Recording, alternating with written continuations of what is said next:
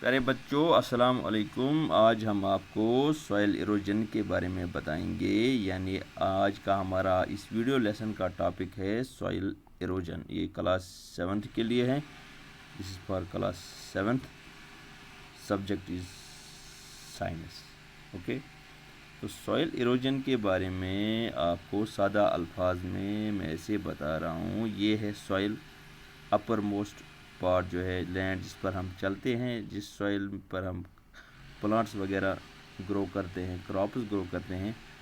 तो अगर यही इसका ऊपर वाला पार्ट, ये ऊपर वाली लेयर, ये लेयर जिसमें ह्यूमस है, जिसमें ऐसे कंपोनेंट्स है जो प्लांट ग्रोथ, क्रॉप ग्रोथ को सपोर्ट करते हैं, अगर ये किसी वजह से यहाँ से ये लेयर उठ जाती है, ये यहाँ से यहाँ आ जाती है, आगे यहाँ पानी में बह जाती है या हवा में उड़ जाती है, अगर तेज़ पानी का बहाव है तो ये इस लेयर को मिट्टी के एक ऊपर वाली लेयर को, जैसे ये लेयर उड़ गई, अब ये लेयर नहीं रही, जो इसके नीचे जो लेयर है जो एक्सपोज हो गई, उसमें ह्यूमस, उसमें ये कंपोनेंट्स, उसमें न्यूट्रिएंट्स नहीं है जो प्लांट ग्रोथ को, क्रॉप ग्रोथ को सपोर्ट करते। तो ये ज़मीन जो रह गई पीछे, ये बंजर ज़मीन रह गई, इसकी फर्टिलिटी ख़त्म हो गई।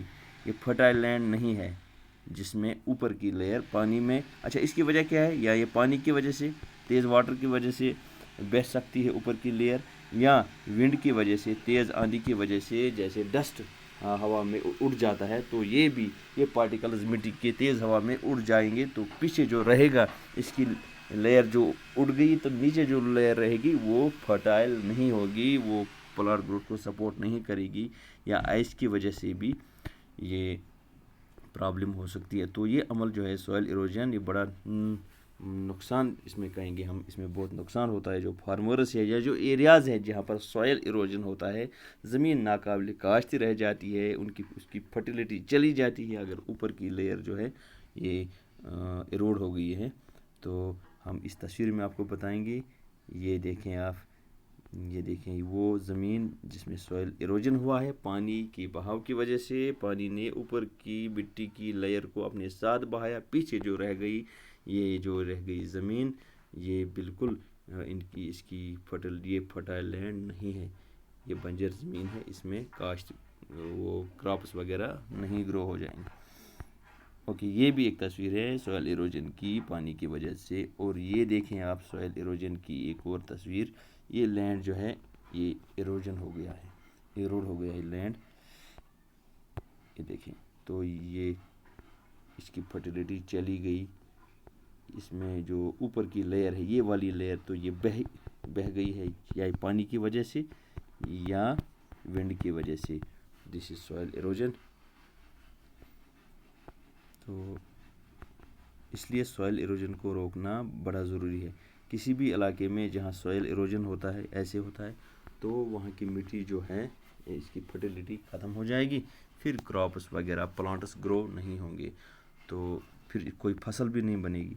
इसलिए इसको रोकना बड़ा ज़रूरी है। इसको कैसे रोक सकते हैं? वो भी सिर्फ प्लांट्स के ज़रिए से रोक सकते हैं। ज़्यादा से ज़्यादा प्लांट्स जो हम किसी भी एरिया में प्लांट्स ज़्यादा प्लांटेशन करेंगे, प्लांट्स के रूट्स जो हैं, ये रूट्स सॉइल को बाइंड करते हैं, रूट्स ही प्लांट्स की सॉइल को मजबूती के साथ पकड़ते हैं, जिसकी वजह से फिर ये इरोजन रुक जाता है। तो हम ऐसे लिख सकते हैं, व्हाट इज सॉइल इरोजन? हम लिख सकते हैं the removal of land surface और upper surface of soil, land surface by कैसे? वाटर, विंड और ice is known as soil erosion. Okay, तो सॉइल इरोजन क्या है? Removal of uppermost layer of soil और removal of land surface by water, wind etcetera. तो इस अमल को रोकना ज़रूरी है। प्लांट्स जो है, प्लांट्स के रूट्स, ये एक प्लांट है, देखें जी, इसके रूट्स जो हैं सॉइल में है, रूट्स, यहाँ भी एक प्लांट है।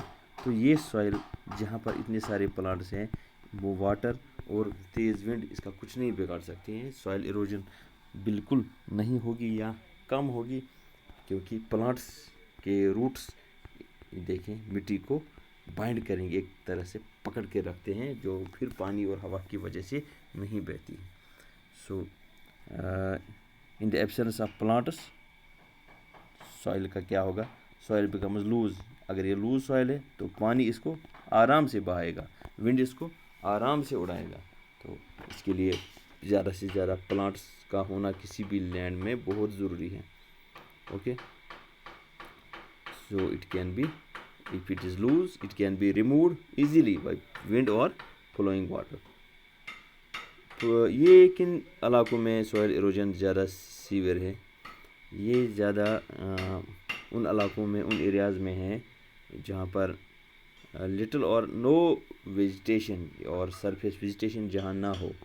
وہ ایریاز جہاں پر دیر آر لیس اور نو ویجیٹیشن، سرفیس ویجیٹیشن یعنی پلانٹس جہاں پر نہیں ہیں، چھوٹے بڑے پلانٹس، ان ایریاز میں سوئل ایروجن فاسٹ فلڈس کی وجہ سے یا ونڈ کی وجہ سے بالکل لگاتار ہو رہا ہے.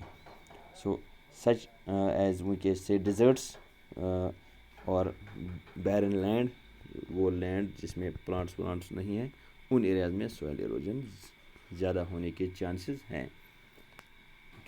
سو cutting of trees and deforestation جو ہے، اس کو ہم نے ڈیفارسٹیشن کو روکنا ہے. ڈیفارسٹیشن کو ہم نے سٹاپ کرنا ہے، تب جا کے سوائل ایروجن بھی رک جائے گا. اس کے بدلے میں زیادہ سے زیادہ we have to increase plant this green areas. We have to plant more and more trees, increase green areas. اس سے کیا ہوگا؟